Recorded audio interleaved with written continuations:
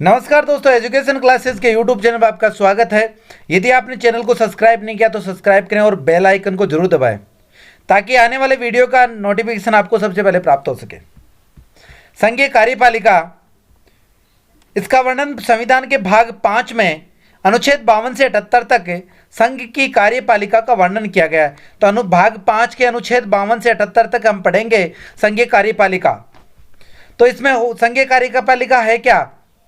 तो संघ की कार्यपालिका में राष्ट्रपति, उपराष्ट्रपति, प्रधानमंत्री, मंत्रिपरिषद व महान्यायवादी शामिल होते हैं। तो संघीय कार्यपालिका में क्वेश्चन आ जाए कि संघीय कार्यपालिका है तो राष्ट्रपति, उपराष्ट्रपति, प्रधानमंत्री, मंत्रिपरिषद और महान्यायवादी ये संघीय कार्यपालिका होते हैं। भारतीय संविधान के में भारत में संसदीय सरकार की स्थापना है। भारतीय संविधान में संसदीय शासन की स्थापना की गई और संसदीय सरकार में राष्ट्रपति संवैधानिक अध्यक्ष होता है, लेकिन वास्तविक शक्ति प्रधानमंत्री, वास्तविक शक्ति किसमें होती है? प्रधानमंत्री सहित मंत्रिपरिषद में निहित होती है। तो संवैधानिक अध्यक्ष राष्ट्रपति होता है और वास्तविक शक्ति का प्रयोग प्रधानमंत्री व मंत्रिपरिषद करते हैं। तो हम पढ़ते हैं, इसमें पहला है राष्ट्रपति। भारत में संसदीय प्रणाली है, संसदीय शासन प्रणाली है, इसलिए नाम मात्र की कार्यपालिका राष्ट्रपति होता है। तो नाम मात्र की कार्यपालिका कौन होता है? राष्ट्रपति। और वास्तविक कार्यपालिका प्रधानमंत्री और उसकी मंत्रिपरिषद। अनुच्छेद 52 में प्रावधान किया गया है। तो अब पढ़ते हैं अनुच्छेद 52। अनुच्छेद 52 में प्रावधान किया गया कि भारत का एक राष्ट्रपति होगा, भारत का एक राष्ट्रपति होगा। अनुच्छेद 53 के अनुसार संघ की समस्त कार्यपालिका शक्तियां राष्ट्रपति में निहित होगी, लेकिन नाम मात्र का कार्यपालक प्रमुख होगा। तो शक्तियां तो राष्ट्रपति में निहित होगी, लेकिन नाम मात्र की, उनका सही उपयोग प्रधानमंत्री सहित मंत्रिपरिषद के द्वारा सहायता से करेंगे। राष्ट्रपति का चुनाव, अब देखते हैं कि राष्ट्रपति का चुनाव कैसे होता है। इनका चुनाव अप्रत्यक्ष रूप से होता है। कैसे होता है? अप्रत्यक्ष रूप से राष्ट्रपति का चुनाव होता है। अनुच्छेद 54 के अनुसार राष्ट्रपति का चुनाव प्रत्यक्ष रूप से न होकर निर्वाचन के लिए एक निर्वाचक मंडल होगा। क्या होगा? एक निर्वाचक मंडल होगा। और निर्वाचक मंडल के सदस्य क्या होंगे? लोकसभा के निर्वाचित सदस्य, राज्यसभा के निर्वाचित सदस्य, सभी राज्यों की विधानसभाओं के निर्वाचित सदस्य, केंद्र शासित प्रदेश दिल्ली व पुदुचेरी के विधानसभाओं के निर्वाचित सदस्य। तो दो केंद्र शासित प्रदेश हैं, दिल्ली और पुदुचेरी, जिनके विधानसभाओं के निर्वाचित सदस्य राष्ट्रपति के चुनाव में भाग ले सकते हैं। दिल्ली व पुदुचेरी विधानसभा के सदस्य निर्वाचक मंडल में 70वें संविधान संशोधन 1992 द्वारा शामिल किए गए। तो 1992 से पहले इनमें इनको शामिल नहीं किया गया। राज्य में विधान परिषद होती है, उनके सदस्य राष्ट्रपति के चुनाव में भाग नहीं लेते। तो भाग कौन नहीं लेते? एक तो मनोनीत सदस्य, संसद के मनोनीत सदस्य राष्ट्रपति के चुनाव में भाग नहीं लेते, और राज्य विधान परिषद के सदस्य भाग नहीं लेते। यदि किसी राज्य की विधानसभा भंग है तो राष्ट्रपति के निर्वाचन में कोई प्रभाव नहीं पड़ेगा। जैसे 1967 में राजस्थान विधानसभा निलंबित थी, उसके बावजूद भी सदस्यों ने मतदान में भाग लिया और राष्ट्रपति का चुनाव हुआ था। तो किसी भी राज्य की विधानसभा अगर भंग है तो राष्ट्रपति के चुनाव में कोई प्रभाव नहीं पड़ेगा, राष्ट्रपति का चुनाव समय पर करवाया जाएगा। संसद के मनोनीत सदस्य राष्ट्रपति के चुनाव में भाग नहीं लेते। एक तो राज्य की विधान परिषदों के सदस्य भाग नहीं लेते और संसद के मनोनीत सदस्य भाग नहीं लेते। निर्वाचन प्रक्रिया, अनुच्छेद 55 में राष्ट्रपति के निर्वाचन प्रक्रिया का प्रणाली का उल्लेख किया गया है, जिसको एकल संक्रमणीय अनुपातिक प्रतिनिधित्व मत प्रणाली या है प्रणाली या अल्पसंख्यक प्रतिनिधित्व प्रणाली भी कहा जाता है। इसका नाम क्या है? एकल संक्रमणीय मत प्रणाली, अनुपातिक प्रतिनिधित्व प्रणाली, हेर प्रणाली और अल्पसंख्यक प्रतिनिधित्व प्रणाली, ये इसके नाम है। इस राष्ट्रपति का चुनाव अप्रत्यक्ष रूप से करवाया जाता है, प्रत्यक्ष रूप से नहीं करवाया जाता। जनता द्वारा चुने गए सदस्यों द्वारा इनका चुनाव करवाया जाता है, संसद के सदस्यों द्वारा। इस प्रणाली में कोटा निर्धारित किया जाता है। इसके आधे से अधिक एक मत प्राप्त होने वाला विजयी होता है। बाकी चुनाव में तो ये होता है कि जो सबसे ज्यादा वोट जिसको मिलते हैं वो विजयी होता है, लेकिन राष्ट्रपति के चुनाव में आधे से अधिक 50% से एक अधिक अगर किसी को मत प्राप्त है तो वो विजयी होगा। अब कोटा निर्धारण करने का सूत्र क्या होता है? कुल वैध मत बटा निर्वाचित सदस्यों की संख्या प्लस 1।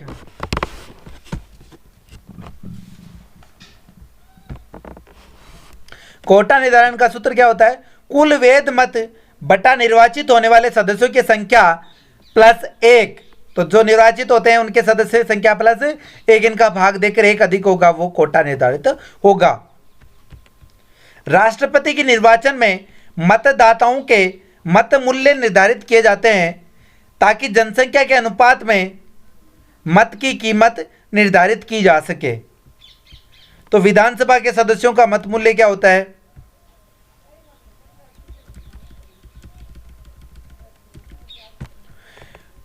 विधानसभा एक सदस्य का मत मूल्य राज्य की जनसंख्या बटा विधानसभा सदस्यों की संख्या। राज्य की जनसंख्या बटा विधानसभाओं के सदस्यों की संख्या भाग 1000। तो राज्य की जो जनसंख्या होती है उसमें विधानसभा के सदस्यों की संख्या का भाग लग के फिर 1000 का भाग दिया जाता है। संसद सदस्यों के मत का भार क्या होता है? एक सदस्य का मत भार। और राज्य की जनसंख्या 1971 से ही मानी जाती है वर्तमान में। तो संसद के सदस्यों का मत भार, राज्यों का कुल मत भार, जो राज्यों का कुल मत भार पे एक सांसद का एक विधानसभा के एक सदस्य का हो गया, उसके बाद में पूरे सदस्यों का मत भार, फिर 28 के 28 राज्यों का मत भार, उनका कुल भार, उसमें संसद के दोनों सदनों के कुल सदस्य, तो दोनों सदनों के कुल निर्वाचित सदस्य, कुल क्या होते हैं? निर्वाचित सदस्य, इनका भाग दिया जाता है, तब एक सांसद का मत भार निकाला जाता है। और सभी सांसदों का मत भार एक समान होता है। तो कुल विधानसभा के सदस्य 543 तो हो गए लोकसभा के और 233 हो गए राज्यसभा के, तो कुल मिला के कितने हो गए? 776 का भाग दिया जाता है। राज्यों के कुल मत भार में किसका भाग दिया जाता है? 776 का। तो 543 तो हो गए लोकसभा के और प्लस 233 हो गए राज्यसभा के, लोकसभा और राज्यसभा के, तो टोटल कितना हो गए? 776। तो इनका 776 का भाग दिया जाता है कुल राज्यों के मत भार में। विधायकों का मत भार हर राज्य का अलग अलग होता है क्योंकि हर राज्य की जनसंख्या अलग अलग होती है, लेकिन सांसदों का मत भार एक समान होता है क्योंकि सभी के मत भार में इसका भाग। जो पिछला चुनाव हुआ 2017 में, उसका मत भार देख लेते हैं कैसा था।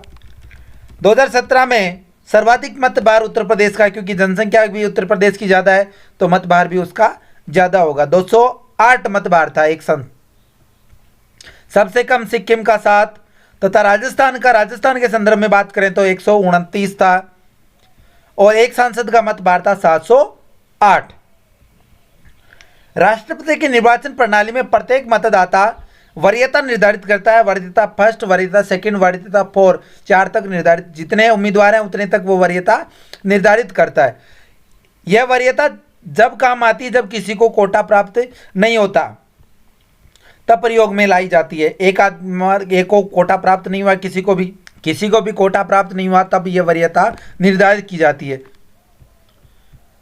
सबसे कम मत प्राप्त करने वाले को, सबसे जो कम मत प्राप्त होता है उसको वहां से हटा दिया जाता है और उसकी जो द्वितीय वरीयता है वो शेष उम्मीदवारों में बांट दी जाती है। यह प्रक्रिया तब तक चलाई जाती है जब तक किसी को कोटा प्राप्त नहीं होता। जैसे जैसे सबसे कम उम्मीदवार प्राप्त होते गए उसको हटाते गए और उसकी दूसरी वरीयता बांटते गए। इस प्रकार से ये प्रक्रिया चलती है, तब तक चलती है जब तक किसी को मत प्राप्त, कोटा प्राप्त नहीं हो जाता, आधे से एक अधिक मत प्राप्त नहीं हो जाते। आगे देखते हैं निर्वाचन संबंधित विवाद।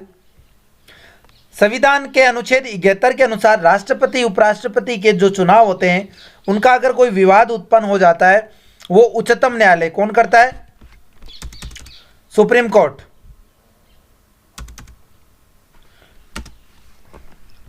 उसका ही निर्णय सर्वोच्च होगा। जो उम्मीदवार होगा वही याचिका दायर कर सकता है, कोई आम आदमी याचिका दायर नहीं कर सकता। सर्वोच्च न्यायालय का ही निर्णय मान्य होगा, निर्वाचन आयोग का मान्य नहीं होगा। कार्यकाल देखते हैं कितना कार्यकाल होता है। अनुच्छेद 56 में राष्ट्रपति के कार्यकाल का उल्लेख किया गया है। राष्ट्रपति का कार्यकाल होता है 5 वर्ष का, और 5 वर्ष से पूर्व भी उपराष्ट्रपति को त्यागपत्र दे सकता है, या उपराष्ट्रपति को त्यागपत्र दे सकता है। उपराष्ट्रपति उसकी सूचना लोकसभा अध्यक्ष को देता है। तो 5 साल का कार्यकाल होता है, 5 साल पूर्व भी वह अपने पद से त्यागपत्र दे सकते हैं।